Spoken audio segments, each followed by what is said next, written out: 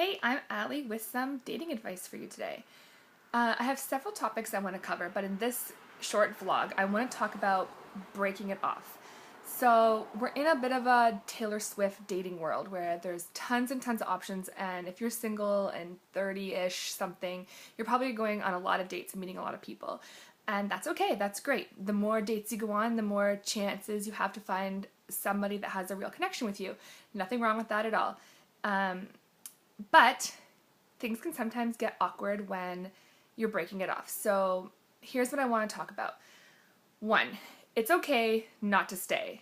It really is. If you show up on a first date and the person looks nothing like their picture and sounds or says things that are just super off, you do not have to stay on that date. You do not have to go on a drive with them. You don't have to finish your meal. You don't have to do anything. You can get up and say, you know what, I'm sorry, this is not gonna work, and you can feel free to walk away. You do not have to stay on a super long, awkward first date. I know that the dates that I've been on, maybe 5 out of 10, one of the first things the guys have said to me is, wow, you look just like your picture. And I remember being like, what was I supposed to look like?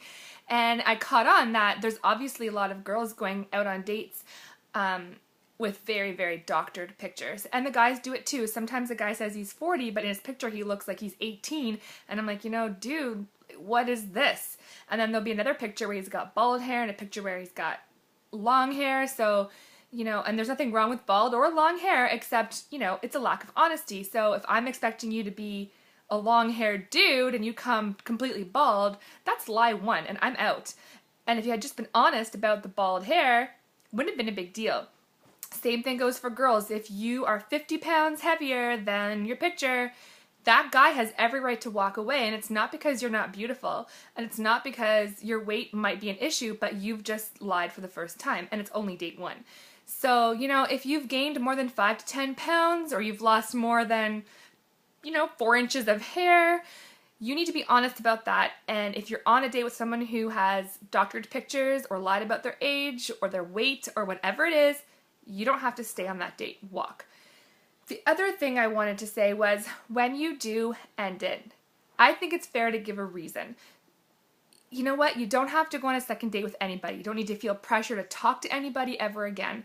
But it is courteous to give that person a reason.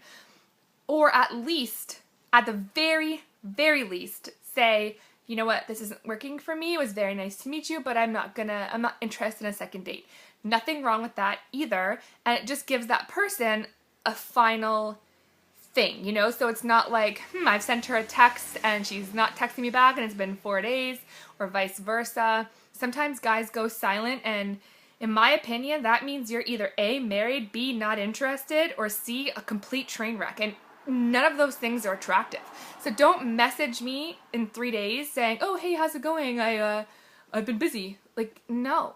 If you've gone silent, you're out and I'm done with you. And I'm assuming that you've ended the relationship. So if you're not done, then stay in contact.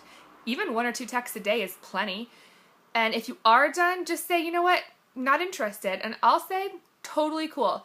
And it's a courtesy I always give, and I think that a lot of guys have appreciated that, and they might be disappointed that I'm not going to date them anymore. I mean, obviously. But they do really, really comment and appreciate the not interested. And the last thing is, if you have broken up with someone and they spaz out on you, you block that number. And sometimes even if they are like, well, why, blah, blah, blah, and they want all these reasons, it's going on and on and on. If you've already made the decision that you are not interested in this person, you do not need that number on your phone anymore, and you are completely welcome to go no contact.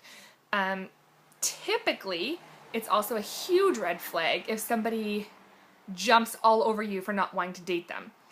Dude, like, she just rejected you. Say thanks, nice to meet you, and move on. You're not going to win anybody back by freaking out at them. Even, it's happened to me where I've been on a dating website and someone's messaged me, and I'm always very courteous about communication. So even if someone just says, hey, how are you? Great profile, I'll say, hey, thanks so much for noticing me.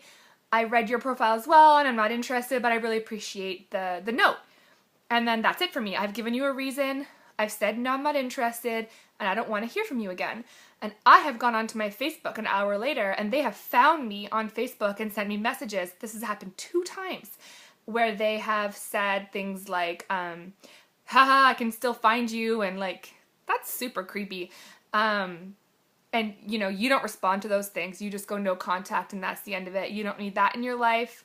And if you feed into that, you're just going to give them attention and egg them on, and potentially something dangerous could come of that. So just no contact, block a number, block a Facebook, block whatever you have to block. Do not respond to any kind of aggressive or needy behavior once you've said that you're not interested. And that's all I wanted to talk about today. Just a few simple things about breaking it off. Hope you have a good day.